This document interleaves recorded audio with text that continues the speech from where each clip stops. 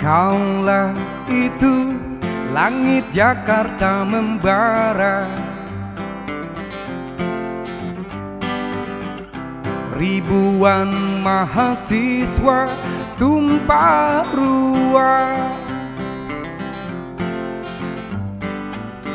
melakukan aksi hingga malam dan pagi, menuntut satu kata, reformasi. Ke gedung-gedung wakil-wakil mereka tak kenal lelah walau tanpa senjata, hanya berbekal mimpi tentang Indonesia yang aman, adil dan sejahtera. Tapi kini reformasi telah dikhianati, demokrasi sudah mati. Wow, di gedung-gedung korupsi makin canggih, pejabat-pejabat sudah tak ada hati. Kini tiada mimpi tentang Indonesia yang aman, adil dan sejahtera. Oligarki sudah bangkit lagi, para pencoleng mulai unjuk diri. Istana jadi pusat transaksi, penguasa sudah lupa diri. Oligarki sudah bangkit lagi, para pencoleng mulai unjuk diri. Istana jadi pusat transaksi, penguasa sudah lupa diri. Reformasi dikhianati, reformasi dikhianati, dikhianati. Assalamualaikum warahmatullahi wabarakatuh, Sobat RH sekalian. Jumpa lagi kita di channel yang keren ini. Keren jelas. Di depan saya ada orang yang selalu viral ya. Saya juga heran ya. Beliau kok berani sekali menulis hal-hal yang ngeri-ngeri sedap, karena yang ditulis itu luar biasa ya. Bicara tentang praktik pat gulipat lingkaran kekuasaan dan menyebut nama orang ya, tapi karena beliau memang menuliskannya di media yang memang sudah publish ya, kita harus konfirmasi ke beliau kan. Jadi ada nama Erick Thohir, ada nama Boy Thohir, ada nama Wisnu Tama, Menteri Pendidikan juga kayaknya ya. Nah, ini rekan saya yang terus terang baru bertemu dua kali sama agar jangan ada fitnah. Soalnya rekayasa juga. Iya, soalnya apa-apa orang waduh ini rekayasa, fitnah dan lain sebagainya muncul di mana-mana ya. Jadi pertama saya undang tuh masih di sebelah sana ya. Itu kapan itu waktu itu? Mungkin tuh sekitar beberapa bulan lalu ya. Pokoknya adalah jejaknya di sini ya. Karena itu live juga. Jadi sahabat daerah sekalian, mayoritas podcast saya live. Tapi saya belum perkenalkan Agustinus Edi Kristianto. Selamat malam, Bung. Oke ya. Jadi saya tuh bilang Bung Aik ya. Anda mau dibilang Bung Aik atau Bung Agus? Bung Agus aja nggak apa-apa. Bung Agus ya, ya Bung Agus ya. Jangan sampai nama orang kita ganti-ganti. Iya kan? Menarik ya. Saya sebagai orang yang pernah di BUMN, saya paling tidak buta soal apa yang Anda tulis ya, soal benturan kepentingan, soal KKN ya. Nah, ini menarik kan? Nah, menariknya perkembangan terakhir itu Anda kok melaporkan kasus investasi Telkomsel ke GoTo. GoTo itu gabungan Gojek dan Tokopedia. ke otoritas di Amerika Serikat. Betul. Nanti bisa Anda sebutkan otoritasnya. Investasi senilai 6,3 triliun. Ya. Coba di latar belakangnya sedetail-detailnya, dan itu menyangkut nama Boy Thohir lah, Erick Thohir lah, ada Wisnu Tama, Anda sebut, ya minimal 3 itu yang saya ingat gitu. Silakan. Jadi ini cerita sebentar, saya datang ke sini untuk yang kedua kali kan. Jadi intermezzo aja nih, mungkin sekitar 30 detik. Jadi saya bilang sama teman saya nih, nah ini gua harus datang nih ke channelnya Bang Refli nih, walaupun jauh gitu. Kenapa emang? Bapak saya fans aja, jadi bapak saya ini gaptek dia, ya orang berpendidikan hanya SD gitu. Iya. Cuma dia baru punya YouTube. Adik saya dikasih YouTube-nya itu search aja, katanya Agus Rizedy Kristianto. Yang muncul di atas punya saya yang dulu sama Bang Refli. Dia sangat senang sekali. Dia tinggal sendiri sama satu perahu. Dia sangat senang di situ. Bahkan semua komen-komennya dia baca. Saya bilang, Pak, itu nggak semua orang senang saya loh. Ada juga yang ngerti. Nggak apa-apa, katanya saya senang. Saya bilang ini mantap juga, kita harus datang. Dia nanya, kapan lagi ada videonya Mas ini? Jadi berbakti pada orang tua itu bagus. Tadi kenapa orang tua sama suster? Sama ada tetangga yang merawat di sana. Di mana? Di daerah mana? Di Depok. Oh, di Depok. Ibu udah meninggal 4 tahun lalu. Jadi bapak sendirian? Sendiri. Ini hiburan dia jadi sehat ternyata. Dia orang yang sederhana, orang ini saya senang. Dia nggak tahu apa yang kita bicara. Iya. Tapi saya senang. Ternyata untuk membahagiakan orang tua kita nggak perlu masuk close the door juga ya. Sorry, Bung Dedi ya.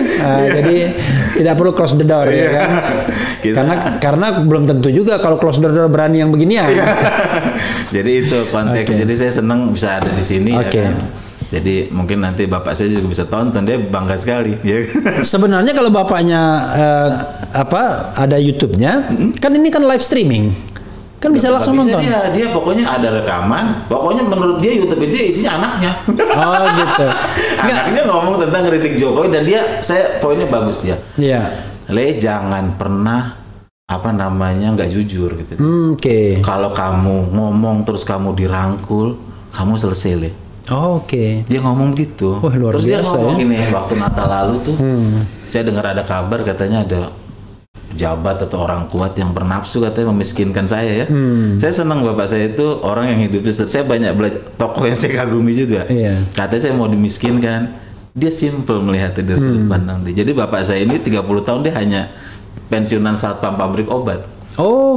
Kan saya katanya mau dimiskinkan. Karena saya sering ngeritik pejabat, dia bilang gak usah takut Le, bapak masih punya motor, itu jual aja.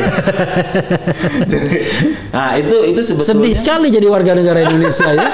Maksudnya sedih sekali ketika kita kritis, kita ingin omong yang sebenarnya. Karena kan disparitasnya kan tinggi sekali kan. Ada orang yang punya saham, punya uang bertriliun-triliun ya kan. Nah ini bisa kita mulai dari kita ngomong GoTo atau secara umum kenapa saya sering menulis ya. Soal uang-uang yang triliunan dan sebagainya. Ini adalah cara saya sebagai orang biasa. Anak yang lahir dari keluarga biasa. Kan katanya Jokowi adalah kita. Orang biasa. Saya orang biasa melihat sudut pandang Indonesia ini dari kacamata Jokowi adalah kita itu periode pertama waktu kampanye. Kalau kampanye periode kedua saya nggak tahu ya. Jokowi adalah presiden pasti. Katanya sudut pandang orang biasa, saya orang biasa, berpendidikan biasa, lahir dari keluarga yang biasa. Tapi saya ingin membicarakan sesuatu yang kata orang high level atau apa enggak. Ini adalah kacamata si orang biasa ditulis di media yang biasa. Facebook kan media biasa. Siapapun bisa. Indonesia harus banyak karena karya-karya luar biasa itu hadir dari kalau kita bisa melihat hal-hal yang biasa dan merenunginya secara luar biasa. Saya pikir gitu. Makanya saya ngomongnya triliunan, prakerja triliunan, Rekin juga triliunan, ini triliunan. Supaya kita lebih banyak sudut pandang orang biasa menyelimuti negara ini. Jadi bukan sudut pandang segelintir orang aja yang merasa dia bisa mengatur hidup kita semua. Itulah kenapa saya menulis. Dan melihat uang triliunan itu bukan uang rakyat yang perlu dijaga, biasa aja. Makanya teman saya bilang, Agustinus tidak sedang menulis dia sedang melakukan perjuangan kelas. Ngeri bos biasa saja semuanya. Melihat dunia apa adanya, melihat fakta apa adanya. Biasa. Itu kan yang hilang dari kita. Setidaknya 10 tahun terakhir kita menjadi tidak biasa, jadi banyak pura-pura. Iya, dan dunia bisa kebalik-balik gitu kan. Jadi orang jahat terlihat baik, orang baik dijahatkan ya kan, orang salah dipenjara, dan orang yang bodoh juga dipenjara, padahal orang jahatnya enggak. Pokoknya bolak-balik Jujur gitu. pada diri sendiri itu yang hilang gitu. Iya. Lebih banyak dipoles kita jadi nggak otentik sebagai seorang pribadi. Itulah konteks saya secara garis besar kenapa saya sering menulis. Nah Bro Agus ya, tapi yang Anda tulis tuh ngeri-ngeri sedap. Saya terus terang saja, selama saya nge-podcast atau katakanlah nge-YouTube begini, kan biasanya kan saya membacakan tulisan atau berita. Kalau yang lain itu biasanya cuma analisis doang. Wah, bagaimana koalisi ya kan, dan lain sebagainya. Ini Agustinus Edi Kristianto ini putusan pengadilan saja itu dilampirkannya juga bahwa ahli waris dari ini adalah ini dan lain sebagainya. Lalu akta pendirian, lalu kemudian laporan tahunan. Nah, itu kalau kita dalam dunia korporasi, sobat era sekalian, memang nggak bisa dibantah karena itu laporan-laporan yang memang menjadi kewajiban terutama perusahaan-perusahaan terbuka ya. Dan kalau dia mendinai fakta dan data itu, dia malah salah dia. Berarti dia menyebarkan kebohongan ya gitu. Oke, silakan. Kenapa Anda akhirnya melaporkan ke otoritas AS? Tapi sebelumnya biar sobat era bisa di-refresh, kasusnya apa dan kenapa dilaporkan ke AS? Mungkin secara umum dulu ya, kenapa jadi saya ini menulis tentang Gojek. Dulu kan namanya belum Goto ya. Gojek itu sudah sejak lama, mungkin sejak 2-3 tahun lalu atau waktu awal-awal Gojek berdiri. Saya kenal beberapa eksekutif dari Gojek, itu juga teman saya, bahkan beberapa shareholdernya saya tahu. Saya tahu juga gimana mereka ini. Tapi memang ada perbedaan pendapat yang sangat, saya kira cukup tajam ya, antara, karena saya juga bergerak di dunia startup ya, startup media, tapi ini kan startup juga, tentang bagaimana perusahaan seperti Gojek atau yang disebut sharing ekonomi atau dan sebagainya ini akan mengubah cara kita berekonomi, cara orang mencari uang. Itu awal-awal itu saya memang sudah berbeda pendapat dari mereka. Contoh, bagi saya startup itu seperti Gojek itu tidak menciptakan lapangan kerja yang real karena sistemnya kan sistem kemitraan. Kalau yang real kan menurut saya adalah orang yang berada di bawah payung undang-undang ketenaga kerjaan, memperoleh hak-hak sesuai itu. Itu yang pertama. Kedua, bukan hanya menciptakan sebagai mitra bagi saya sejak awal saya bilang Gojek itu menciptakan konsumen bagi kepentingan stakeholdernya sendiri, stakeholdernya dia. Misalnya apa? Kan yang online itu kan pakai kendaraan. Sementara kita tahu ya kan, belinya di Astra kan juga salah satu pemegang saham di Gojek. Belinya lewat leasing juga, ada suku cadang dan sebagainya. Kalau bercanda saya bilang sementara jalan raya negara yang buat. Gitu. Itu perbedaan pendapat saya yang kedua. Mereka membantah nggak apa-apa. Yang ketiga, tidak konsisten pada badan hukum, tujuan badan hukum. Kan dia aplikasi dong. Aplikasi, dia hanya perusahaan aplikasi, lihat saja aktanya. Dia bukan perusahaan transportasi. Beda seperti yang Bluebird dan sebagainya. Dia hanya perusahaan aplikasi. Itu poin dari awal kenapa saya sejak awal sudah berbeda pendapat tentang bagaimana Gojek ini akan mengubah. Tapi kan di luar akan dibilang ini adalah membentuk ekosistem digital, ditambah lagi dengan kampanye Jokowi menciptakan unicorn, dekakorn. Terus saya amati apa yang akan terjadi. Saya sudah bilang, saya berbeda pendapat di situ. Belakangan kemudian hari sekitar tahun 2020-an awal sebelum ini berkembang, saya sudah mendengar ada isu-isu lah dari beberapa sumber saya bahwa Telkom akan berinvestasi di Gojek.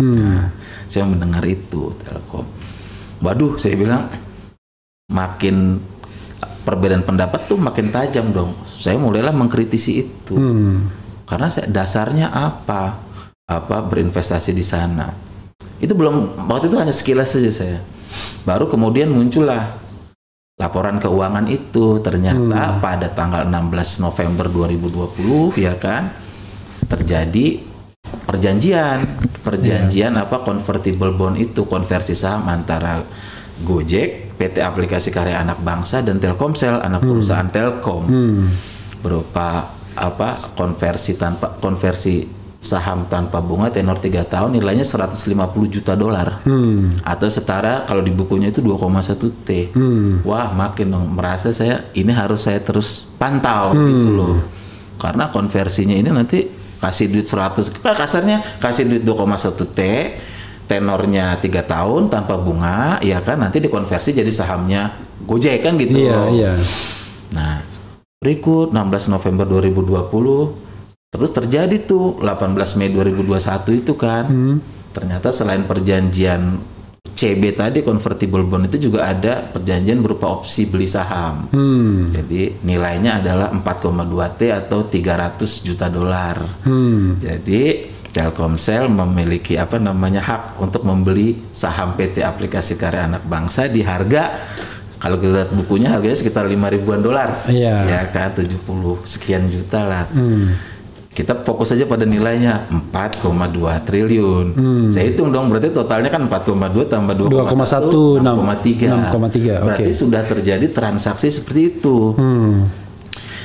Waktu berjalan ya kan. Sorry. 6,3 itu awalnya perjanjian pinjaman ya?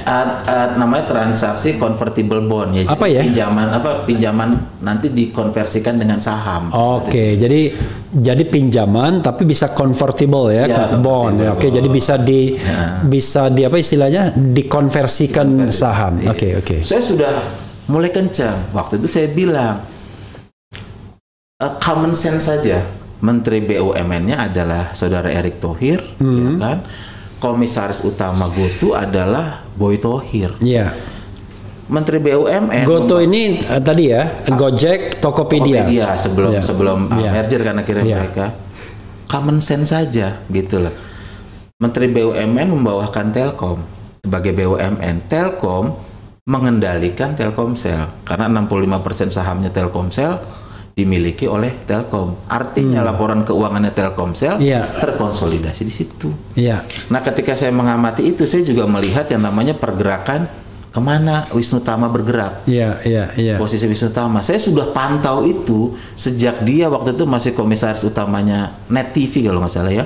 Dia mengikuti, mendampingi Jokowi ketika bertemu dengan Masayoshi Son. Jadi CEO-nya SoftBank. Itu yang Juli 2019. IKN dan sebagainya, dulu kan heboh banget tuh. CEO SoftBank bertemu Jokowi, sudah ada. Terus Jokowi terpilih, kabinet terbentuk, Oktober 2019 diangkatlah dia sebagai Menteri Pariwisata. Dan ekonomi kreatif. Bayangkan, itu sudah menteri loh. 28 November 2019 itu dia diangkat tuh sebagai komisaris Tokopedia. Padahal dia sudah menteri.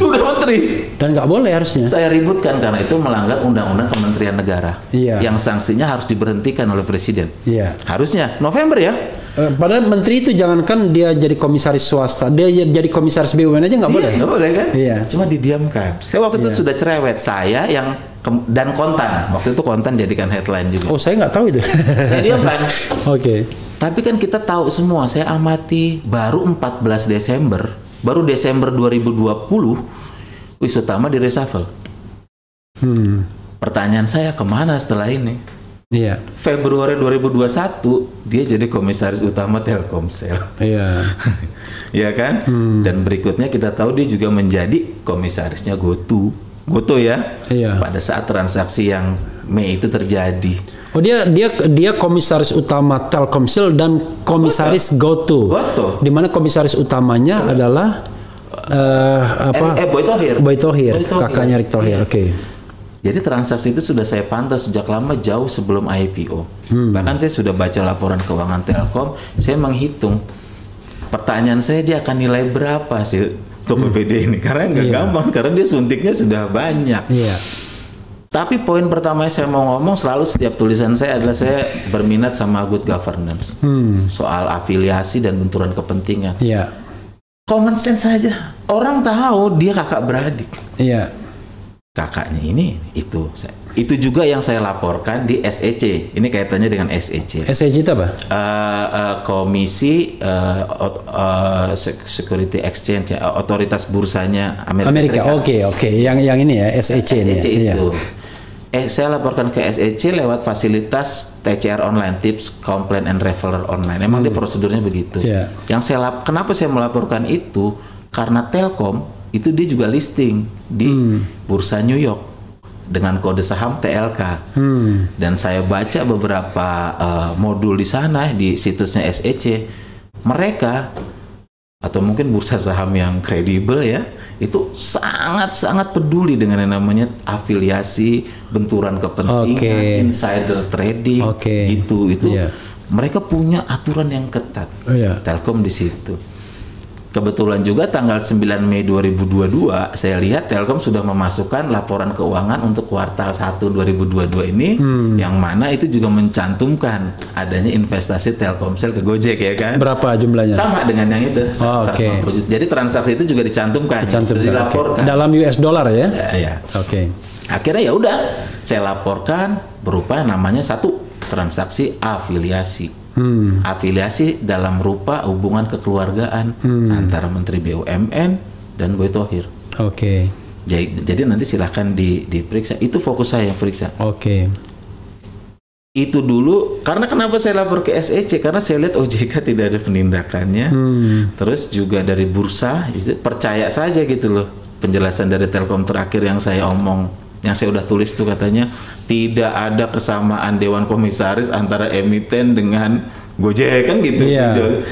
Ya masa kita percaya begitu saja sih, padahal kan faktanya tidak seperti itu lah. Wisutama kan double rangkap. Sampai sekarang sampai sekarang rangkap, padahal itu diatur. Terus saya laporkan juga ke SEC bahwa aturan seperti ini, keadaan seperti ini juga sebetulnya melanggar aturan POJK, peraturan OJK 42 tahun 2020 itu tentang afiliasi dan benturan kepentingan. Terus ada undang-undang pasar modal juga dan sebagainya. Tapi saya melaporkan ke SEC dalam konteks Telkom sebagai perusahaan yang listing di bursanya. Biarkan saja SEC yang memeriksa ya kan. New York ya? Di New York. Di New York dia. Dan Gojek kan juga nanti katanya Goto akan listing di Nasdaq kalau nggak salah. Kan? Jadi biar kita uji ya kan good governance-nya, ya kita uji saja gitu. Nanti biarkan saja SEC membalas tuh. Jadi prosedurnya di sana SEC dia bilang mungkin laporan saya sudah diterima. Ya kan dia sangat senang. Itulah saya baca di SEC mereka itu sangat tertarik untuk menerima pelaporan dari publik dan akan mempertimbangkannya dengan serius kira-kira gitu. Ya, nanti kita lihat aja. Dan mereka ada prinsip non-disclosure, jadi mereka tidak akan memberikan update perkembangan informasi apa yang mereka temukan ketika pemeriksaan kepada pelapor. Gitu. Dan yang paling penting lagi di sana ketika melapor ke SEC itu ada pilihan, apakah saya melaporkan hal ini dalam program apa whistleblower award gitu supaya dapat uang. Nah, saya tulis no. Ya, ngapain juga gitu kan? Di situ ada juga ya. Ada, jadi kita bisa kalau melapor tuh program whistleblower dan award. Tapi penting bagi saya karena hati kecil saya terganggu. Ya masa ini kan terang-terangan gitu loh kan, ini menteri ini kemana saya harus mengujinya gitu. Bro, kan kalau kita bicara tentang KKN, korupsi, kolusi dan nepotisme, kan tidak hanya korupsi, tapi ada kolusi dan ada nepotisme. Kenapa nggak dilaporkan ke KPK? Saya udah tahu dilaporkan ke KPK tapi ditolak. Iya, jadi begini, saya laporkan ke KPK itu pada sekitar Januari 2022. Apa yang saya laporkan ke KPK itu adalah tentang tindak pidana nepotisme, dugaan tindak pidana nepotisme.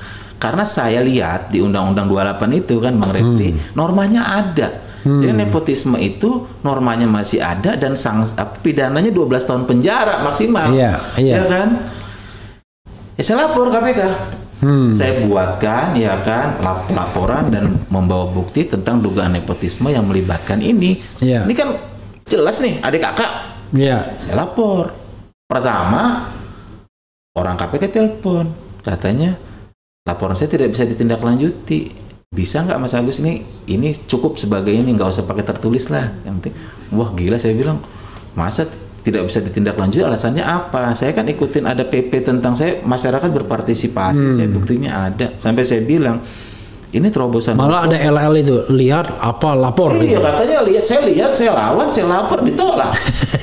7 Januari 2022. Lu lagi. Iya, 7 Januari 2022, saya mendapat surat bahwa laporan saya tidak memenuhi syarat, karena tidak macam-macam lah, sudah saya taruh di Facebook. Beberapa hari kemudian, orang KPK telepon saya. Dia bilang, sebetulnya tertarik dia mengenai transaksi 6,3 triliun itu untuk digali kemungkinan tindak pidana korupsinya. Iya. Katanya bagus, ada bukti suapnya enggak? Kenapa nanya ke saya? Maksudnya, harusnya KPK yang membuka penyelidikan. Ya kan kalau misalnya pelapor itu dibebani untuk membuktikan, ya lama-lama kagak ada orang yang mau melapor. Iya, dia udah gaji Anda ke sini sama wewenangnya ke saya ambil semua dokumen, ADART-nya Telkomsel, saksinya saya panggil, mantan dirut Telkomsel saya panggil. Jelas, dia ketawa. Karena yang jelas ditolak saya di KPK. Gajinya di dia. Iya, kerja kita. Kalau ada informasi tentang suap-suapnya katanya, gitu. Jadi itu perjalanan saya membawa kasus Gotoh ini ke penegak hukum. Kemudian berkembang. Berkembang, orang rame. Momentum orang rame adalah ketika Telkom mengeluarkan laporan keuangan kuartal 1. Momentum yang saya tunggu memang. Benar. Ternyata Telkom mencatatkan kerugian yang belum terrealisasi, mereka tulis begitu ya, atas penurunan nilai investasi Telkomsel di Gojek sebesar 881 miliar. Dan perusahaan mencantumkan itu di laporan keuangannya Telkom. Ini yang saya tunggu. Saya mendapatkan momentum baru kan untuk kenapa dia laporkan kerugian yang belum terrealisasi itu? Maksudnya perhitungannya simple. Ya. Jadi kenapa muncul angka? Jadi gini, 881 miliar itu ada di laporan keuangannya Telkom yang unrealized loss ya. Iya. Saya nulis rame tanggal 16 atau tanggal 17 Mei kemarin. Telkom membalas. Katanya, kenapa yang diomongkan ruginya? Iya. Kenapa Anda nggak ngomongkan tahun 2021 kita unrealized gain-nya 2,5 T-nya loh. Iya. Cakep saya bilang. Tanggal 17, 18 saham Gotoh naik. Tiba-tiba naik sampai 300-an. Diserang balik lah saya kan. Katanya, mana Agustinus tuh? Sekarang lihat tuh saham Gotoh udah naik, ya kan? Iya. Kok dia nggak gugat tuh, katanya sekarang Telkomsel kan udah untung di Gotoh. Saya bilang, barulah saya tulis. Sampai kondisi saat ini dianggap? Ya, sekarang terakhir ditutup 304. Saya bilang, tenang, ini momentum yang saya tunggu. Saya hanya menjadikan soal kerugian itu pintu masuk untuk saya menulis kembali tentang Gotoh. Transaksi itu. Bukan itu inti saya. Saya tahu, kita bisa tahu lah laba bisa diotak-atik dan sebagainya. Itu pun bukan untung rugi yang terjadi di market. Saya nggak peduli dengan market. Tapi yang fakta 881 tercatat, itu pun saya tidak peduli. Fokus saya tetap kenapa transaksi 6,3 triliun itu terjadi, ada apa di balik itu, dan kenapa para otoritas tidak memeriksa apa itu. Sampai hari ini. Mari kita bicarakan itu. Karena ada potensi benturan kepentingan tadi. Saya mulai menulis lagi. Kalau kita utak-atik angka, saya tahu perjalanannya. Jadi kan awalnya itu mereka Telkomsel itu mengukur nilai wajarnya Telkomsel, nilai wajarnya saham Gotoh itu 375 per saham. Iya. Terus mereka stock split, mereka menghargai di harga perolehannya itu 266. Ya jadi kan untung dong ya kan, 266 dibandingkan selalu dibandingkan dengan periode sebelumnya. Terus IPO kan 338. Dibandingkan berarti dengan 375 dong. Ya makanya ruginya 881 itu hitung-hitungan yang internal mereka lah. Poin saya bukan di situ. Poin saya bukan hanya di untung rugi. Poin saya adalah di legalitas transaksi itu. Ada apa di balik itu 6,3 itu. Karena ini lagi-lagi pikiran saya sebagai orang sederhana ya kan. Bagaimana perusahaan sekelas Telkomsel yang dikendalikan oleh Telkom, dia bisa berinvestasi di perusahaan yang tengah merugi. Iya. Apa bisnis judgment rule-nya? Gitu. Itu gampang. Sorry. Yang tengah merugi siapa tadi? Ya Gotoh. Kan dia sampai prospektusnya ditulis saja dia masih menulis dalam posisi rugi dan ada kemungkinan di masa depan perusahaan akan terus merugi. Gitu di prospektusnya. Oke. Prospektusnya gue tuh ketika mau IPO. Oke. Jadi ketika Telkomsel Kapan IPO-nya? 11 April dia. Jadi Sobat RSK, IPO itu initial public offering, penawaran saham ke publik perdana ya. Oke. Itu siapapun akan bertanya dong ya. Gak usah pakai otak pedagang, gak perlu sekolah tinggi-tinggi. Lo ngasih duit 2,1 T ditukar saham nantinya di perusahaan yang lagi rugi, ya kan? Iya. Apa bisnis judgment rule apa? Pertimbangannya apa? Kita tahu mereka akan bilang ini kan sinergi, ini kan membentuk ekosistem. Nah, saya bilang nanti dulu. Karena kita lihat bisnis judgment rule-nya itu pun yang nilai bukan Anda bisa bilang ini sesuai prosedur. Saya juga bisa salah. Iya. Masalahnya satu, kenapa nggak ada penegak hukum atau otoritas yang memeriksa itu gitu loh? Iya. Itu pertimbangan awal saya. Saya pikir ini kejebak dengan logika saya dia. Jadi saya putar-putar. Ini itu siapa? Ya mereka maksudnya argumen-argumen dari pihak Telkom, pihak Erick Thohir dan sebagainya. Bagaimana bisa berinvestasi di perusahaan yang rugi, perusahaan sekelas Telkomsel? Iya. Apa ininya? Satu. Kedua, kenapa? Tapi nanti kalau misalnya ada permintaan, misalnya protes, katakanlah pihak Telkom misalnya, Bro Agus bersedia lagi di sini ya? Bersedia banget. Soalnya kan kita walaupun kita tidak mungkin cover both side langsung, kalau memang ada komplain seperti itu ya. Sangat wajib. Jadi biar dikonfrontir. Kemarin gitu.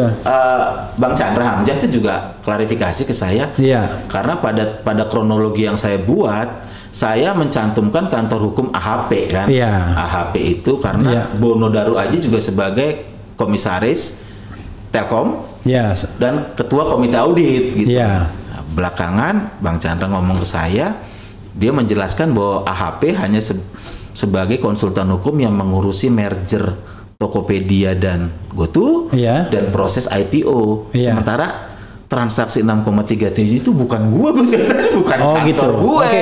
Itu sekaligus klarifikasi ya. Saya sampaikan, saya fair orangnya. Saya bilang itu yang Bang Chandra omongkan dan saya harus omongkan di mana-mana. Jadi ini Chandra M. Hamzah, mantan pimpinan KPK, co-founder AHP. Jadi AHP itu Assegaf Hamzah and Partners. Oke, itu klarifikasinya dari AHK. Saya cek, betul memang. Saya tanya, terus siapa Bang? Wah, lu jangan nanya gua lah. Ya kan kata dia. Oke, itu hak dia kan untuk nanya ya. Gua dalami dong. Saya dalami dong. Iya. Siapa kantor hukum yang mengurusi proses mulai dari drafting, deal, negosiasi dan sebagainya sampai closing gitu loh. Transaksi 6,3 T ini ketemu. Nama kantor hukumnya Umbra Law Office. Umbra Law Office ini kantor hukum yang alamat kantornya di gedung Telkom. Nanti siapapun bisa lihat Umbra itu portofolionya dia menangani banyak transaksi-transaksi BUMN ya kan. Saya sampaikan secara terbuka aja di sini di Umbra. Jadi sudah ketahuan. Nanti kalau ada komplain dari pihak-pihak yang silakan ya. Jadi kita juga harus menghargai hak jawab ya. Jangan hak mempidanakan. Ini hak jawab ya. Ini karena ini adalah untuk kepentingan publik. Karena ini dana publik ya kan. Ini dana negara. Sampai sejauh ini masyarakat bisa mengetahui total transaksinya 6,3 triliun, bentuk transaksinya adalah convertible bond dan opsi saham tadi. Terjadi antara pihaknya Telkomsel, anak perusahaannya Telkom, yang Menteri BUMN-nya Erick Thohir, dan di sini ada Boy Thohir. Tahu transaksi ini settlement-nya istilahnya kita bilang diatur oleh kantor hukum yang namanya Umbra tadi, yang ada di kantornya di gedung Telkom juga, ya kan. Terus kita juga jadi tahu, saya gedung juga Telkom Gatot Subroto ya. Iya, Landmark Tower itu. Terus kita juga tahu bahwa transaksi ini terjadi. Maksudnya yang Gatot Subroto kan? Ya. Terjadi ketika komisaris utama Telkomselnya adalah Wisnu Tama dan dirut Telkomselnya adalah Setianto Hartono. Siapa itu? Itu mantan dirut Telkomsel ketika transaksi ini terjadi. Orang itu juga sudah pernah saya tulis, saya cari juga, karena hilang. Karena orang ini hilangnya menarik. Setianto ini menghilangnya. Jadi begini, saya lihat di podcastnya Tempo, ya kan, sebulan sebelum dicopot. Jadi dia dicopot sebagai dirut Telkomsel itu pada tanggal 28 Mei. 2021. Oke. 10 hari setelah transaksi yang 4,2 triliun terjadi. Itu Yang tanggal 18 Mei. berarti transaksi yang kedua ya? Transaksi yang kedua kan terjadi 18 Mei. Iya. Sebetulnya Iya. semuanya itu. Itu intinya di 18 Mei itu sibuk sekali tuh Mei 2021. Iya. 18 Mei 2021 terjadilah transaksi itu 6,3 T itu. 28 Mei ya kan. Ini dirut Telkomsel ini dicopot. Iya. Sehari sebelum dicopot, artinya sekitar tanggal 27, ini dirut Telkomsel ini dia meresmikan yang namanya 5G pertama di Indonesia. Oke. 28 dicopot, 3 hari kemudian dia diperiksa polisi. Polda Metro Jaya untuk kasus salah satu dugaan korupsi Telkomsel yang merugikan negara 300 miliar. Jadi dia transaksi terjadi pada saat dia 27 dia meresmikan 5G, 28 itu dia dicopot sebagai dirut Telkomsel, 31 Mei itu dia diperiksa Polda Metro Jaya dalam kasus korupsi salah satu proyek di Telkomsel 300 miliar. Sekarang orangnya saya nggak tahu di mana. Kalau Anda cek Google semua, rekomendasi Google tuh menulis kemana Setianto Hartono. Itu rekomendasi di Google. Oke. Gak ada tahu. Menarik bagi saya kan naluri saya. Iya. Ini ada apa transaksi ini gitu loh. Jadi biar Sobat Era tahu juga, jadi Agustinus Edi Kristianto ini memang mantan wartawan. Bahkan sekarang bisa dibilang tetap menjalankan fungsi jurnalisme ya, tentu dengan platform yang beda. Sekarang agak berbeda dibandingkan sebelumnya. Karena sebelumnya di media itu. Iya, sama. Iya. Oke. Jadi itu yang membuat ini menarik. Ini bukan sekedar masalah kita bicarain ngomong gede unicorn ekosistem kita. Detailnya ini menarik. Oke. Oh tapi walaupun tadi ini kalian bilang, dari media itu sama. Padahal kita bilang kita baru ketemu 2 kali. Memang sama tapi zamannya berbeda. Zamannya berbeda. Ya. Jadi saya lebih dulu masuk, lebih dulu keluar. Dia masuk setelah saya keluar gitu. Oke. Jadi terus masyarakat heboh dong. Saya senang karena masyarakat jadi mengerti. Oh ini segamblang ini ada juga yang ngomong ternyata ada dugaan konflik kepentingan. Oh ternyata ini. Terus lah. Mereka tentu membela diri dong pihak Telkom. Saya sangat senang mereka membela diri. Bahkan pada tanggal 24 Ya malah saya juga pengen kalau misalnya ada komplain ya setelah kita podcast ini, maka pihak-pihak yang merasa berkeberatan itu dikonfrontir dengan Agus gitu. Jadi tidak sendirian juga. Kalau sendirian tuh namanya one traffic. Nah ini saya suka juga begitu. Iya, ini adalah cara kita untuk menerangkan ke publik masalahnya apa. Jadi kalau misalnya nanti ada komplain, ya kita harus two way traffic jadinya nanti. Oke. Terus tanggal 24 Mei kemarin itu kan perkembangan yang berikutnya kan Bursa Efek Indonesia itu kan mempertanyakan soal yang rame-rame di publik soal konflik kepentingan dan afiliasi ini kepada pihak Telkom. Telkom sudah menjawab, sudah saya screenshot juga. Jawaban dia ada 3 poin. Pada poin pertama itu mereka beranggapan intinya tidak ada afiliasi dan benturan kepentingan. Nah, kenapa? 1, kata dia poin pertama tidak terdapat kesamaan lebih dari satu atau lebih dari satu anggota dewan direksi atau anggota dewan komisaris antara emiten, ya kan dengan apa namanya emiten atau Telkomsel dengan Gojek. Oke. Saya ketika Telkom menulis itu poin itu, saya udah capek juga. Gue nggak mau nulis lagi lah. Saya ngomong sama sahabat saya, ya kan Ino ini. No, gue capek nih kalau ini udah sore-sore keluarnya. Sebetulnya gue nggak mau nulis, tapi hati kecil gue bilang, yo masa ini kan nggak sesuai dengan kenyataan. Kan Wisnu Tama tuh kan sama. Oke. Ya kan? Sampai sekarang Wisnu Tama tetap masih rangkap jabatan ya. Masih Komut Telkomsel dan masih komisaris GoTo. Jadi sebenarnya terpenuhi pelanggarannya itu ya. Kenapa poin pertama pun ya terpaksa gue tulislah di status lah bahwa ini tidak benar. Dia masih pada saat transaksi itu terjadi pun bahkan prospektus GoTo itu pun menuliskan dalam misalnya mereka ada perjanjian kerjasama tentang korporasi prabayar itu kan.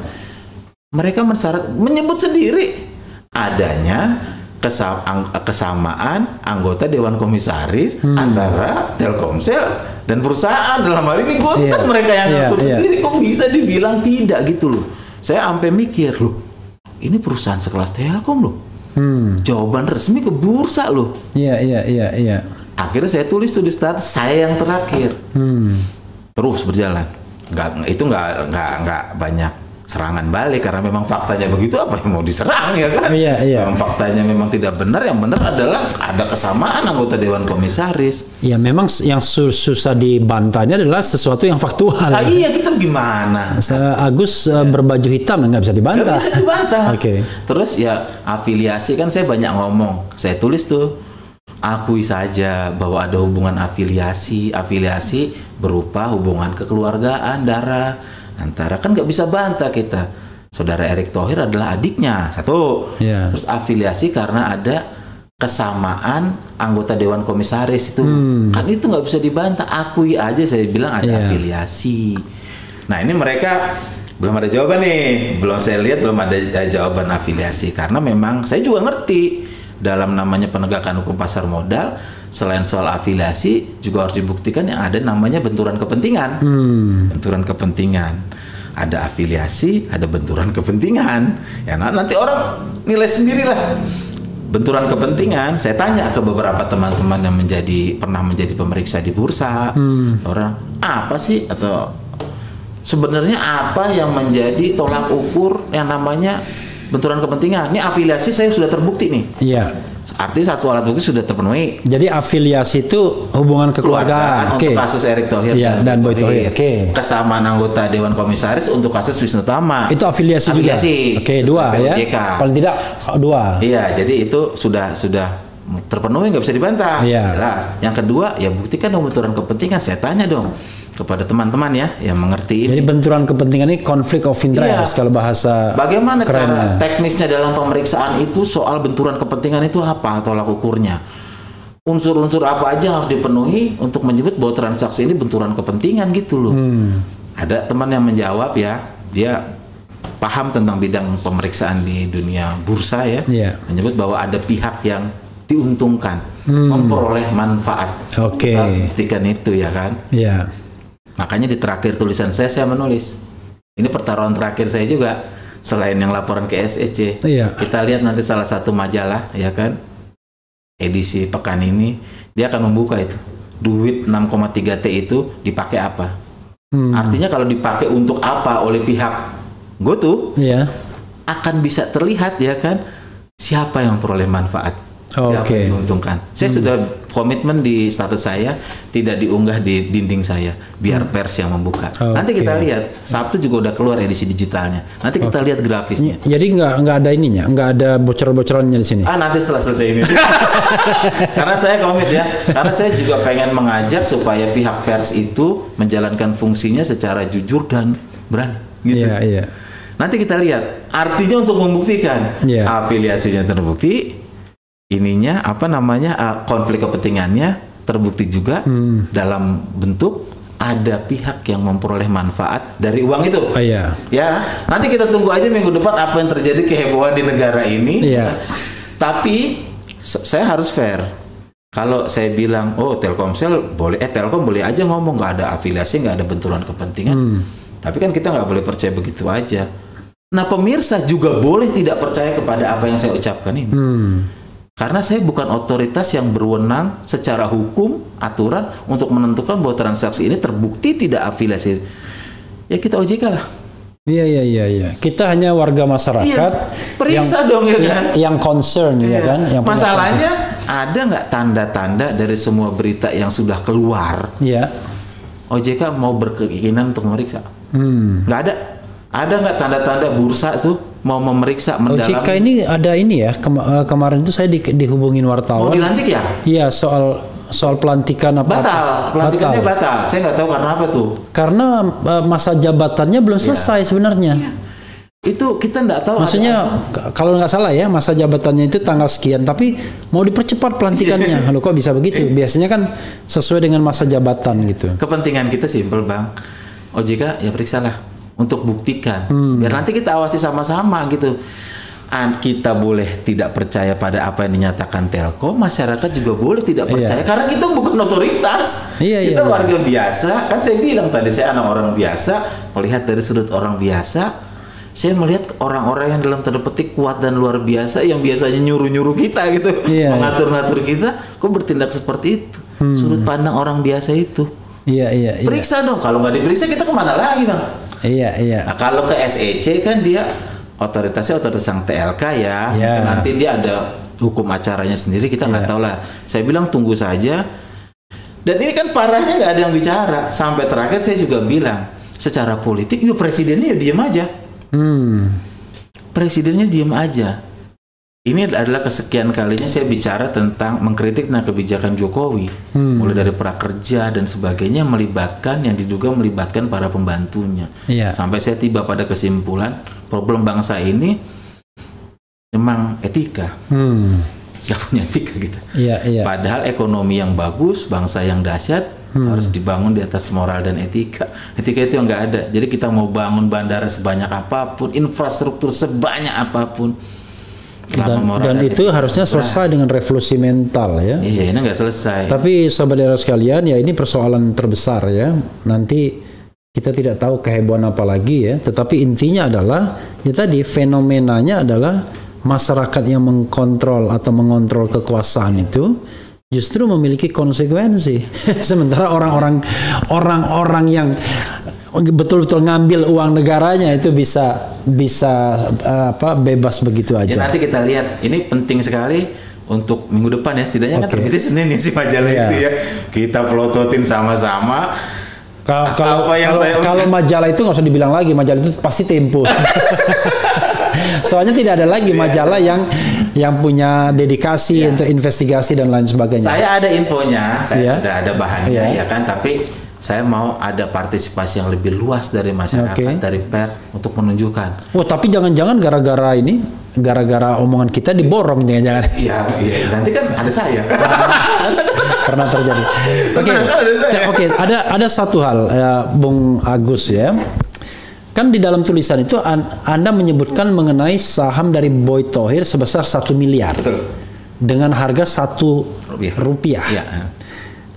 Itu saham itu didapat dari mana ya? Begini ceritanya soal saham. Jadi Gojek itu, PT Aplikasi Karya Anak Bangsa itu adalah perusahaan yang badan hukumnya didirikan baru tahun 2015. 2015. Jadi perusahaan itu modal disetor penuhnya itu dalam tanda petik hanya 1, sekian T, hanya banyakkan Telkomsel. Iya. Pemegang saham shareholdernya banyak itu. Oh, ini yang Gojek ini? Yang Aplikasi Karya Anak Bangsa. Oh, aplikasi ya. Ceritanya kan begitu. Iya, Aplikasi Karya Anak Bangsa ini yang itu operatornya Gojek ya? Iya, Gojek. Dia PT Aplikasi. Nah, dia itu mencantumkan di situ nilai nominal per sahamnya memang 1 rupiah. Lama. Jadi sekitar berarti 1 triliunan lembar ya. 1 triliunan lembar. Terus akta berubah sampai kemudian terjadi transaksi 18 Mei tadi. 18 Mei tadi mungkin mereka beroperasi lah perusahaannya ya. 6,3 triliun tadi ya. Terus terjadi stock split. Stock split itu perbandingannya adalah 1:266. 1:266. Jadi lembarnya kan jadi tambah banyak gitu. Lembar jadi tambah banyak.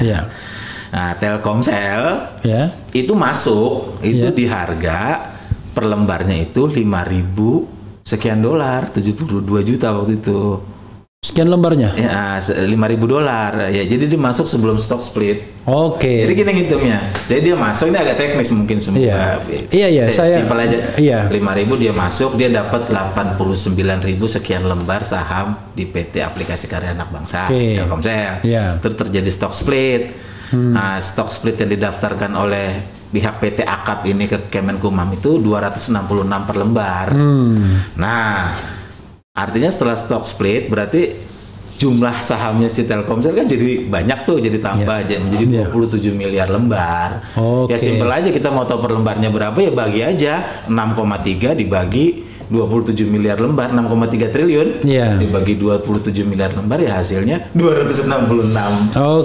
Juga 266 per lembar. 266 per lembar dia ngambil dari Gojek. Iya, itu saham dia setelah stock split saham Telkomsel sama 26. Artinya harga perolehan dia 266. Nah, ketika harga perolehan itu 266 pihak Telkomsel itu menilai pakai appraisal mungkin mereka mana ya, nilai wajarnya si Telkomsel itu adalah Rp375 per lembar. Itu ada penilaian independennya. Artinya dia belinya 266, padahal nilai wajarnya nih 375, artinya untung lah gitu. Oh, dianggap untung. Simpel kan?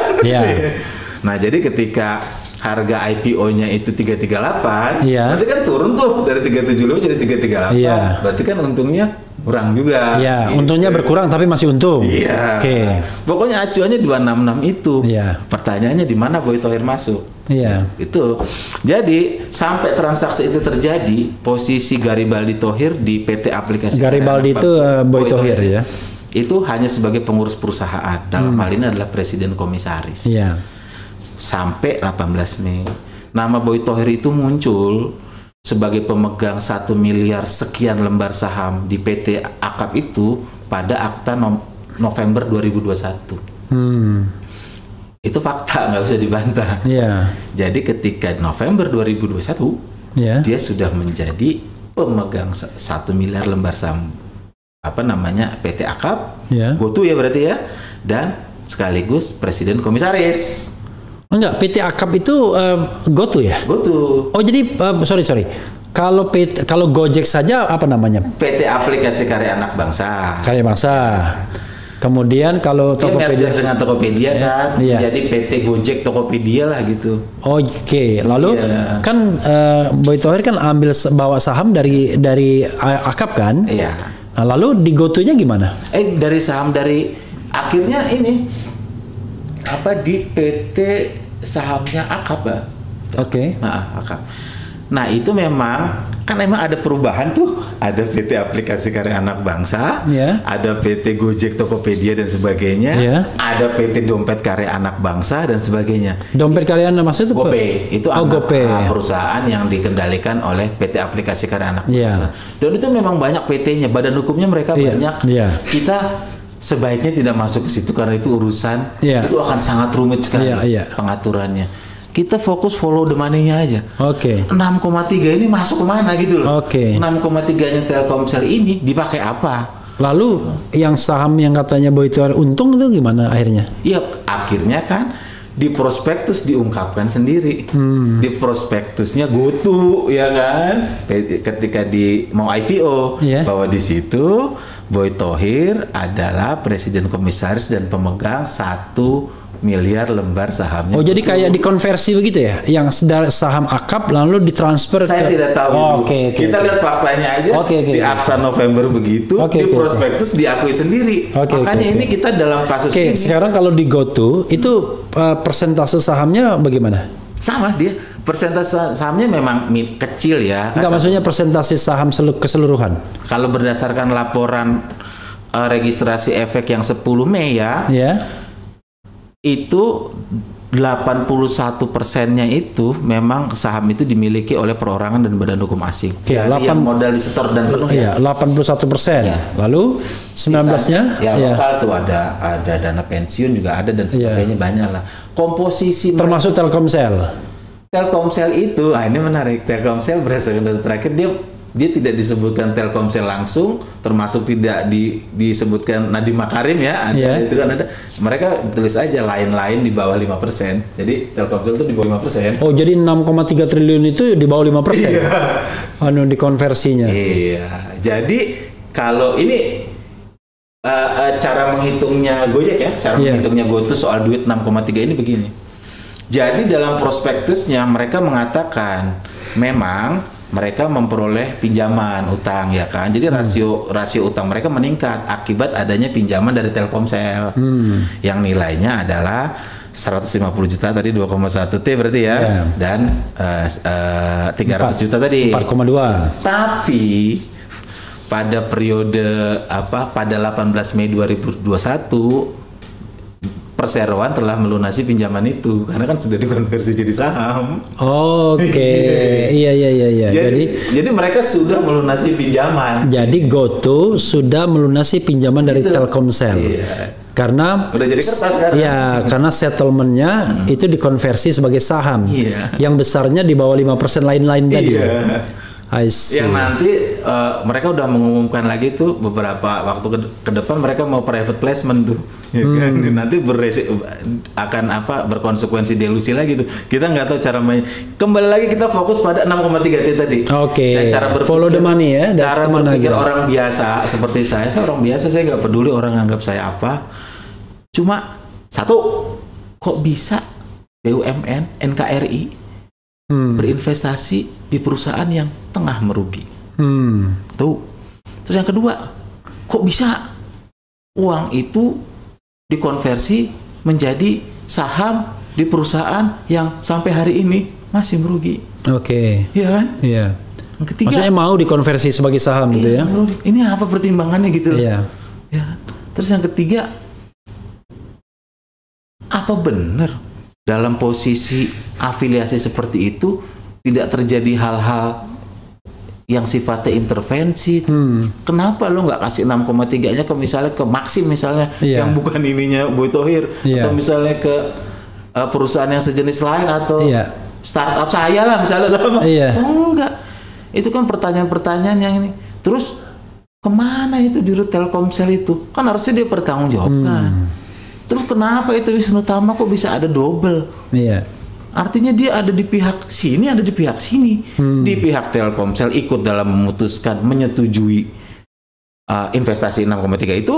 Ketika rapat di GoTo, dia menyetujui penggunaan dana Telkomsel itu. Mati nggak coba negara kita begitu? Tapi Anda nggak perlu percaya saya. Lihatlah orang-orang yang digaji itu, OJK dan sebagainya. Apa gerakan mereka yang ngelihat gitu? Apakah mereka mau membenarkan? Nggak tahu. Diperiksa dulu aja. Bagi saya udah bagus diperiksa.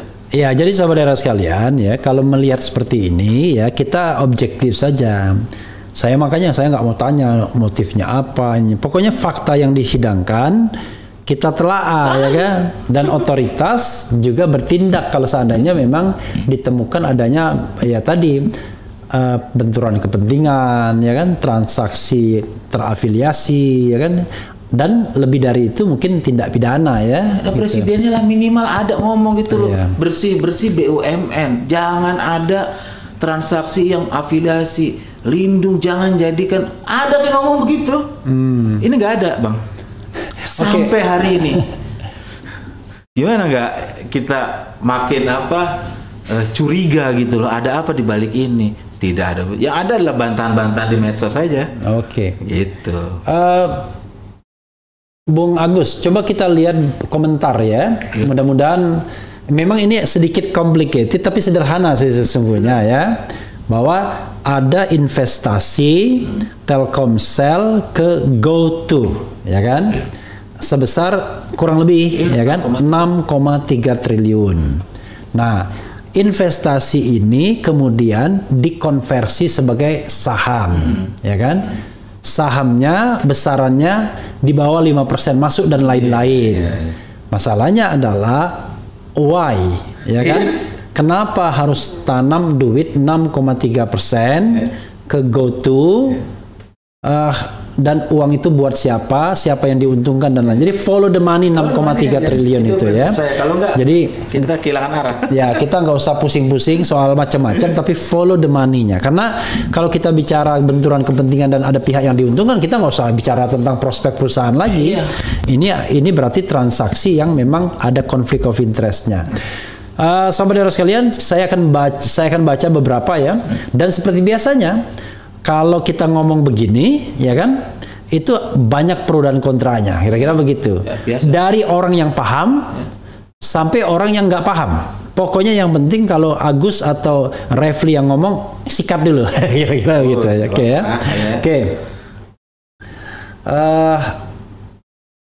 Kemudian dia bilang KPK-nya Firly Bahuri adem ayem tuh, ya kan?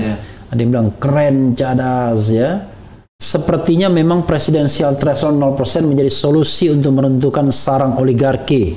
Bung Refli, bagaimana soal perjuangan gugatan presidensial threshold 0%? Apakah sudah yang kandas? Masih punya harapan. Perkara kemudian itu soal menang kalah itu soal lain ya. Di kepala buzzer RP yang otaknya minimalis, mengungkap kebenaran sama dengan menebar kebencian, meluapkan sakit hati. Nah, ya kan? Saya mewakili para buzzer. Anda sakit hati ya? kita tuh sakit hati apa? Oke ya, jadi ini nggak ada kaitannya soal sakit hati dan kebencian. Tapi misalnya nih ya, Bung Agus, kalaupun Anda sakit hati dan Anda menebarkan kebencian, misalnya ya, saya nggak terlalu peduli tuh. Yang saya pedulikan adalah apakah yang Anda omongkan itu benar apa enggak, ya kan? Karena itu otoritas harus bertindak untuk melakukan investigasi soal ini kan. Itulah fase yang sering kita lewati ketika kita mencoba kritis pada kebijakannya. Orang dibenturkan pada argumen ad hominem ya. Menyerang pribadinya, menyerang kredibilitas dia dan sebagainya. Orang lupa. Makanya saya bilang tadi, kita harus mulai menghargai sudut pandang orang-orang biasa supaya semakin banyak orang berpartisipasi. Sekarang kan jadi ngomongin soal saham. Jadi orang tidak tidak perhatian sama apa yang Anda tulis, tapi sibuk mengutak-atik siapa sebenarnya Agus itu. Iya, sampai termasuk waktu itu Gracious pengiklannya siapa aja, ya kan? Saya nggak tahu. Maksudnya bukannya mengurusi itu, saya kan pemret. Tapi itu resiko. Tapi saya senang, yang paling saya senang adalah sekarang masyarakat jadi mengerti apa yang terjadi. Jadi contoh gini, Bang, ini menarik. Jadi ketika 16, 17, 18 sana sebagainya itu untuk membuktikan bahwa tindakan investasi 6,3 triliun itu justified. Nah, buktinya sahamnya naik begitu ya. Toh lagi pula ngapain kita tunjukin harga candlestick pada hari itu? Ya kita nanti tunggulah tanggal Juni 2022 ya kan. Kuartal 2 apa yang dilaporkan Telkom. Tapi prinsipnya selama artinya itu Telkom akan terus mencatatkan itu dalam laporan keuangan. Dan dia kan harus kredibel karena dia PBK kan. Jadi sobat era menyisihkan labanya terus. Jadi sobat era sekalian ya, kita harus paham bahwa Telkom yang punya Republik kita itu pemerintah sebenarnya masih mengontrol 52% saham saja sebenarnya. Hanya 52% loh. Tapi walaupun 52% ya tetap saja itu BUMN. BUMN sahamnya NKRI kok Dwi Warna. Dan satu lagi, orang bilang ini Agustinus dia karena tidak suka saya sama GoTo, Erick Thohir dan sebagainya. Bukan tidak suka. Lihat presiden, saya lihat. Presiden di Telkom juga. Ingat apa yang terjadi dengan duit investasinya PT Pins di Tele? Di Tipon? Jadi 2014 juga dia berinvestasi. Ceritanya sama. Nilainya cuma waktu itu 1,5 T. Investasi itu melalui anak perusahaannya Telkom namanya PT Pins. Dapatlah dia 24% di sana. Bahasanya 2014 sama. Voucher akan jadi masa depan. Dia akan menjadi bahasanya keren banget. Connectivity lah dan sebagainya. Sama. Tapi apa yang terjadi? Rugi. Yang punya Tipon kan akhirnya tuh pilot. Terus akibatnya apa? Pada laporan keuangan Telkom 2021, akhirnya Telkom menyisihkan labanya sebesar 481 miliar deh. Ya kan? Untuk menutup kerugian itu. Makanya di laporan keuangan Telkom yang 2022 kuartal 1 ini, Tipon nggak ada lagi karena udah disisihkan. Tapi pertanyaannya kan kita simpel aja. Buset, 1,5 T hilang dong kan gitu. Iya. Jadi saudara sekalian yang agak paham sedikit BUMN ya, nggak banyak BUMN yang net profitnya, keuntungan bersihnya di atas 1 triliun gitu. Jadi kalau misalnya dibuang ya, dalam tanda kutip dibuangnya untuk menutup transaksi-transaksi yang rugi, ya itu lumayan juga. Dan yang kasihan ya memang karyawan-karyawannya akhirnya. Mereka yang tadinya mungkin dapat bonus jadi nggak dapat bonus dan lain sebagainya. Jadi kita banyak menguji akal sehat. Akhirnya ada satu tuh mungkin ini yang disebut business judgment rule. Dan itu tidak masuk akal diungkapkan oleh staf khususnya Menteri BUMN. Kenapa dia investasi di GoTo sekian? Bayangkan perhitungannya dia ya. Jadi dia menghitung karena besarnya potensi pemasukan dari Telkom Gojek. Dia hitung 2,5 juta driver Gojek saat ini. Dikalikan 50.000 pulsa Telkomsel sehari. Itulah katanya potensi pemasukan akan menguntungkan gitu investasi Telkomsel. Jadi ngitungnya begitu, simple.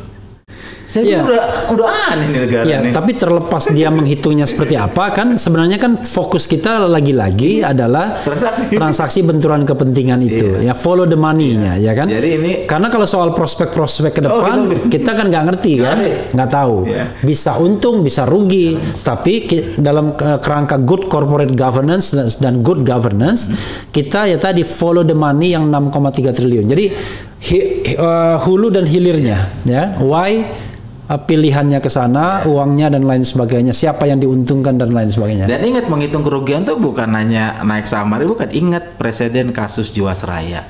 Apa pertimbangan hakim ketika dia memutus perkara itu? Begini dia pertimbangannya menarik. Apa? Keuntungan yang akan terjadi di masa depan itu belum pasti terjadi. Keuntungan atau kerugian. Yang pasti bisa dihitung adalah duit yang ketika itu. Jadi begitu. Karena kalau kita nggak bisa bicara tentang masa depan, karena hukum itu nggak bicara tentang masa depan. Kalau kita bicara investasi, memang kita bicara tentang masa depan. Tapi hukum bicara hari ini.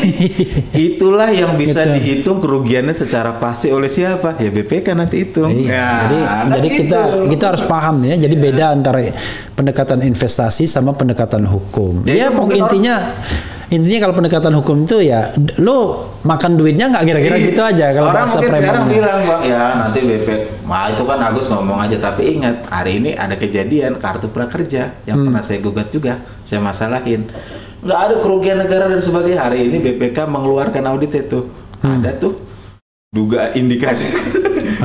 Ada tuh. Nanti kita lihat, nggak harus selalu terjadi hari ini. Kita sabar aja, yang penting kita fokus sama apa yang kita permasalahkan, tutup kuping sama berbagai macam kepentingan. Saya nggak perlu apa-apa, bukannya saya sombong ya, tapi menuding saya berada di kelompok sebelah. Nah ini termasuk saya datang ke sini kan, ada yang nulis nih baru hari ini, katanya Agustinus Edi Krianto mungkin dia ada di kubu sebelah katanya. Sebelah mana? Sebelahnya Jokowi katanya. Tambah lagi ke sini nanti saya digoreng lagi. Bukan. Makanya saya di depan saya bilang, selain saya datang ke sini mau, kan nih subscribernya banyak, walaupun kalah sama close the door ya, demi bapak saya. Bapak saya senang dan dia semakin sehat ngelihat saya. Nanti dibilang kalah sama close the door. Iyalah kan close the door udah 9 tahun, 10 tahun. Ini kan baru 2 tahun ya kan. Satu, yang kedua, ini real ini. Gitu. Jadi bukan karena saya kelompok sebelah atau apa gitu, tapi biar saya semakin banyak yang menguji saya. Tapi begini ya, memang ada gejala yang menurut saya tidak sehat ya. Seolah-olah kalau kita ingin mengkritik pemerintahan, mengkritik hal-hal seperti ini, kita dikait-kaitkan dengan perkubuan politik. Enggak lah, ya kan? Kita sebenarnya tidak terlalu peduli juga siapa yang jadi presidennya, as long as, ya kan? Anda menjalankan good governance, clean government. Kalau rakyat kita sejahtera enak kok sebenarnya kan. Tapi untuk sejahtera itu ya pemerintahan harus clear. Nggak mungkin pemerintahan korup. Mereka menyebut saya dengan banyak soal GoTo dan sebagainya. Mereka nyinyir, menghambat pencalonan Erick Thohir dan sebagainya. Khusus tentang Presiden Jokowi ya. Coba bayangkan, pikirkan betapa masyarakat. Ada nggak sekarang orang mempermasalahkan, mohon maaf, fisiknya dia, mempermasalahkan hal-hal yang sifatnya ini. Artinya perdebatan kita hari ini masyarakat menjadi lebih terhormat tentang kebijakannya. Iya. Harus itu disadari, jangan dipanas-panasi sebagai orang yang nyinyir kelompok sebelah. Kadrun. Saya masa kadrun gimana? Jadi Katolik ya. Namanya tuh Agustinus Edi Krianto ya. Tapi jangan salah, kosakata politik kita, siapapun yang mengkritik presiden itu namanya kadrun. Makanya ketika saya ngelapor ke SEC, ada yang komen di status saya, ini bahaya, ini terlalu nekat, Anda bisa dimunirkan. Enggak, saya bilang. Saya justru memberi peluang kepada para pihak untuk mengangkat pembicaraan ini di forum yang terhormat. Mereka silakan membela diri di SEC. Presiden Jokowi, kita berbicara tentang hal yang terhormat, tentang kebijakan Anda. Saya nggak bicara tentang rambut Anda gimana, cara berjalan Anda. Itu saya nggak tahu kenapa kita nggak bisa melihat sesuatu hal positif. Saya aja dibilang kadrun, pusing nggak coba. Jadi begini, jangan salah, memang ya, sebuah negara yang dipenuhi para pencoleng, koruptor dan lain sebagainya, pasti nggak mungkin bisa berpikir waras karena pasti dipenuhi kepentingan kan. Kita bisa duduk bersama dengan orang-orang yang waras untuk memecahkan masalah. Tapi kalau duduk sama orang yang punya kepentingan, korup dan lain sebagainya, nggak bisa memang. Intinya adalah pasti dia ingin punya protection, membeli sana, membeli sini untuk melindungi dirinya kan begitu. Jadi itu pembicaraan publik kita. Saya sebetulnya juga apa sih 2 tahun 3 tahun terakhir yang saya lakukan nih, enggak, saya senang aja masyarakat sekarang, terutama di komen-komen saya gitu. Kan follower saya makin banyak nih lumayan ya kan. Jadi orang bicara hal yang paling gampang begini. Kenapa orang seperti saya tertarik membacakan tulisan Anda? Sadar nggak kalau saya sudah berapa kali memuat AEK? Iya kan? Karena bukan karena saya kenal Anda. Karena apa yang Anda tuliskan itu bagi saya luar biasa. Saya kan membaca misalnya komentar-komentar atau analisis dari orang-orang politik. Saya tidak excited. Kenapa? Rata-rata mereka cuma logic thinking. Wah, ini kalau Anies sama Ganjar begini-begini. Tidak ada fakta dan data yang diungkapkan. Wah, Anda ini luar biasa. Tanggal sekian, prospektusnya ini dan lain sebagainya. Ya, karena memang analisis yang semi-semi ekonomi sih ya, bukan saya bilang, gitu. Saya senang masyarakat biasa, orang biasa seperti saya, seperti kita semua lah ya. Kita jadi ngomongin soal bursa ya. Iya. Ngomongin soal ekonomi. Dan ini juga pendidikan publik yang yang ini ya. Karena kadang-kadang gini, kayak yang namanya kejahatan kerah putih itu, dia kan canggih, sophisticated. Nah, hanya orang-orang yang masuk pada kecanggihan itu yang bisa paham, kan kira-kira begitu. Padahal ketika orang masuk ke lingkaran itu, ya dia jadi penjahat juga.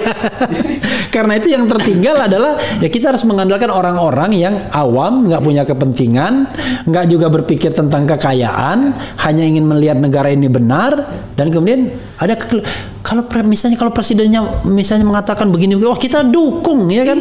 Kalau memang benar-benar luar biasa baik untuk memberantas korupsi. Ya, kita maksudnya jadi seperti anak kecil aja, kita yang ngelihat sesuatu apa adanya. Ada kegembiraan ketika kita sama lah kayak logikanya kalau kita di RT kan kita senang nih bicarain nanti pagar kita kayak gimana gitu. Jadi ada jangan cuma kan oligarki itu intinya adalah pemerintahan oleh sedikit orang ya kan, oleh segelintir orang saja. Itu yang nggak boleh terjadi.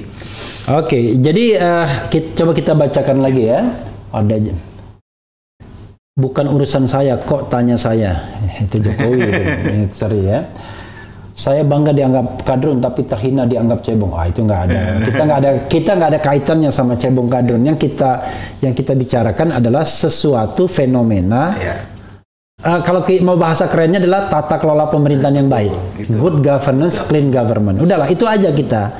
Jadi makanya saya bertemunya dengan beliau ya, dengan Agus itu pada satu kata yang namanya good governance, clean government, tata kelola pemerintahan yang baik. Kalau dia BUMN, GCG, good corporate governance, itu aja ya. Oke. Ojo ke susu langsung manut.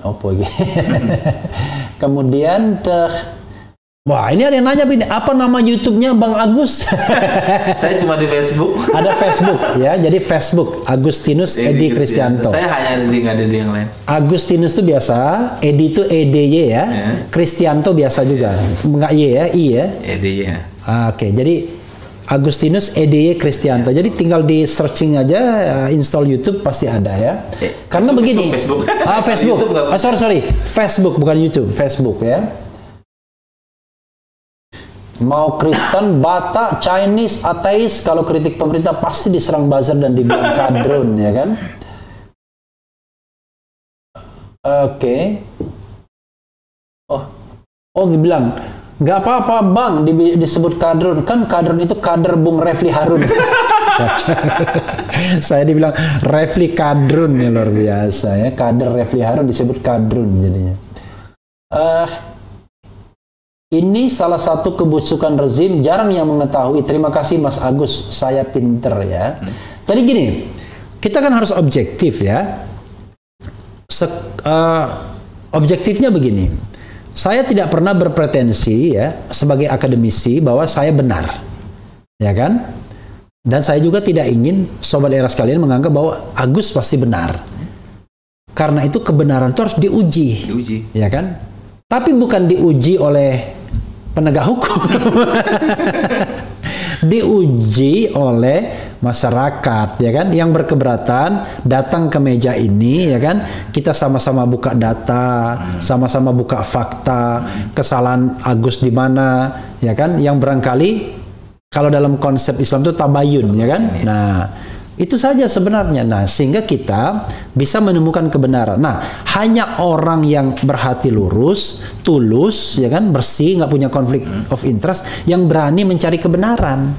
Tapi kalau orang korup, dia nggak akan mungkin mencari kebenaran. Dia akan menutupi kebenaran dan biasanya mencari penegak hukum untuk memenjarakan orang yang berusaha mencari kebenaran. Ya, jadi bilang juga katanya kalau digini-giniin terus kasihan Telkomnya, Gus. Ini kan perusahaan negara. Begini saya bilang. Oke. Kasihan Telkom. Kalau kita kasihan, kita nggak perkosa dia. Iya. Kita harus mencegah dari siapapun yang mau mengambil keuntungan dari siapa yang kita kasihi. Iya. Itulah bentuk kasih yang menurut saya perlu kita tunjukkan. Dengan cara gimana? Kita bersuara kalau ada yang mau merusak sesuatu yang kita kasihi. Gila apa saya mau misalnya merusak Telkom sebagai institusi ya, Telkomsel, BUMN, enggak, ngapain? Saya kan NKRI, ada NKRI juga kan di situ. Saya sebagai masyarakat. Jadi cara menafsirkan kasihan kalau digini-gini jangan dijadikan itu alasan untuk berlindung dari perilaku-perilaku yang menyimpang. Jangan sama juga begini. Orang kadang-kadang bicara tentang investasi dan kepastian hukum. Kalau KPK terlalu agresif katanya, ini penegakan hukum yang benar ya. Kalau penegak hukum yang benar terlalu agresif dalam menguak kasus-kasus ini, nanti kasihan investornya nggak mau datang. Siapa yang bilang? Bukan saya yang bilang. Begini, kalau negara itu menerapkan good corporate governance, good governance, clean government, maka yang datang adalah investor baik, ya kan? Tapi kalau di negara itu penuh dengan pat gulipat, datang juga investor, tapi investor bromocora yang datang, penjahat, ya kan? Nah, kita kan ingin investor yang baik, yang memang real menanamkan investasinya, bisa mendongkrak pendapatan dan ketenaga kerja kita, bukan investor yang cuma ibaratnya sepukul dua pukul lari dia setelah dapat keuntungan. Jadi begitu sobat era. Sama ini Bang, coba satu. Mungkin pemirsa juga berpikir ya. Itu kan gue tuh bagus tuh peluangnya kan di jalanan banyak tuh ijo-ijo ya kan. Mereka perusahaan perspektif ya. Ya kita hitung, kita lihat angkanya. Jadi setelah mereka merger dengan Tokopedia, kan mereka menghargakan dirinya, menilai asetnya mereka adalah 145,8 triliun. Itu yang tercatat kan. Evaluasi mereka ya. Yang tercatat kan. Kan kita harus tanya, emang bener segitu? Kan dia masih rugi tuh. Cara menghitungnya begini. 145,8 triliun itu terbesar adalah dua aset. Yaitu aset berupa goodwill 98 triliunan. Yang ketiga adalah aset tak berwujud berupa merek, ya kan, terus software gitu, ya kan, program sama hubungan pelanggan, itu nilainya 4T. Jadi nilai terbesar aset jadi itu goodwill. Nah, itu akan goodwill itu kalau di Amerika itu toko barang bekas. Jadi goodwill itu Tokopedia asetnya 30T, kan dihargai. Ya udah gue belinya 120 triliun kurang 30 triliun asetnya. Jadi goodwill selisihnya sama aset tak berwujud. Tadi ada yang nanya tuh, itu hubungan pelanggan aset apa ya? Setahu saya di dunia startup itu yang disebut namanya GMV, Gross Merchandise Value. Jadi cara menghitungnya begini, seluruh transaksi yang terjadi di platform itu dikalikan nilai uangnya, jadi gede. Padahal uangnya nggak masuk semua ke situ. Iya kan, uangnya nggak masuk situ. Tapi itulah praktek yang terjadi di dunia startup. Makanya mereka itu mengenal yang namanya burn rate itu ya. Jadi berapa jumlah uang yang dibakar selama periode tertentu gitu. Karena mereka ujungnya exit strategi jalan keluarnya lewat IPO itu. Penawaran saham perdana, dan itu kan terjadi juga Alibaba dan sebagainya seperti itu. Ya kan? Jadi memang ini bisnis yang mungkin baru ya, nggak banyak orang tahu. Lu cara nyari duitnya gimana sih tuh kalau di startup-startupan gitu? Nah, kalau pengeluaran terbesarnya GoTo itu gaji. Sampai 4T deh, gaji karyawan dan eksekutif. Gajinya gede. Kalau di bukunya Oh jadi berapa karyawan dia? Saya nggak tahu karyawannya berapa, tapi pengeluarannya 4 ya. 4 tip per tahun ya? Iya. Per tahun. Oh, juga kan? Ini BRI baru aja RUPS itu mengeluarkan bonus tantium kepada komisaris dan lain sebagainya 135 miliar. Nah sekarang yang saya dengar di Telkom itu mereka sedang ribut serikat pekerjanya. Ingat kita kembali ke yang unrealized gain 2,5T tadi ya, yang dihitung itu kan unrealized gain ya. Itu ternyata ada informasi yang ke saya itu diperhitungkan sebagai ya istilahnya prestasi direksi dan komisaris sehingga akan mempengaruhi jumlah besaran tantim di besok. Bonus ya. Bisa aja saya bilang. Ya, sobat era sekalian, memang mungkin sebagian sobat era sekalian, waduh berat sekali pembicaraan. Tapi enggak, ini sebenarnya ringan ya. Ada investasi 6,3 triliun dan dipertanyakan siapa yang untung dari investasi itu, ya kan? Karena ada nama-nama yang punya potensi benturan kepentingan. Sederhananya begitu aja. Kalau soal performa GoTo itu soal lain, ya kan? Soal valuasi soal lain, tapi follow the money yang 6,3 triliun. Kemana itu barang? Kira-kira begitu. Dari hulu ke hilir. Kenapa barang itu keluar? Lalu kemana itu barang? Kira-kira begitu. Maksud siapa? Ya, maksud Bro Agus tuh begitu sebenarnya. Nah, nggak usah pergi kemana-mana gitu. Kalau pergi kemana-mana memang akan ribet jadinya. Karena biasanya kalau yang begini jawabnya nggak difokuskan ke situ. Jawabnya prospek ini macam-macam nanti, jadi mengaburkan ya kan. Kita membangun ekosistem dan sinergi kata dia ya kan, jadi nanti mengaburkan. Ini maksudnya biar jangan mengaburkan, itu follow the money aja. Oke, sobat era sekalian, banyak sekali ya ini komentar-komentar, silakan diikuti dan untuk Bung Agus silakan closing statement. Ya bagi saya ini kesini Bung. Kesini ya? Ya. Oh, iya. Ini salah satu perkara yang besar ya, mencakup institusi yang besar, terus juga seperti GoTo itu kan juga sehari-hari kita lihat ya. Tapi lebih dari itu semua tetap apapun temanya, mau prakerja, rekin dan sebagainya, seperti Bang Refli bilang tadi, pemerintahan yang bersih, ya kan, bebas KKN itu harus jadi tujuan kita. Jadi tujuan kita. Nah, ini kita perlu ingatkan terus lah. Kita harus lurus ke situ. Teknisnya seperti apa itu banyak cara. Nah, ini hanya salah satu cara aja untuk membuka diskusi. Tapi saya begitu senang menghargai ada forum-forum seperti ini, ada media sosial, terutama untuk orang-orang biasa berbicara tentang hal-hal yang sebetulnya mereka dulu mungkin nggak pikirkan. Itu kan urusan orang-orang besar. Itu senang saya ngelihat kayak gitu tuh. Sekarang orang bisa ngomong soal saham, karena itu pada dasarnya menyangkut diri mereka sendiri. Dan saya harap dengan banyaknya publik yang semakin melek, semakin cerdas, ini juga ayolah presidennya dalam tanda petik upgrade lah. Kepekaannya di upgrade lah. Telinganya ada di jantung rakyat kata Pak Profesor Sacipto Raharjo. Telinganya di upgrade lah. Ada di jantung masyarakat. Sacipto Raharjo kan hukum progresif ya. Itu kalimat yang saya senang. Jangan di jantung yang lain. Jadi ini masyarakat ini naik level loh. Bahkan yang Anda hina selama ini sebagai lu puritan dan sebagainya, mereka udah naik level bicara kebijakan loh. Aduh, presidennya upgrade dong telinganya sama nuraninya, kira-kira begitu. Di jantung rakyat. Nah, gitu.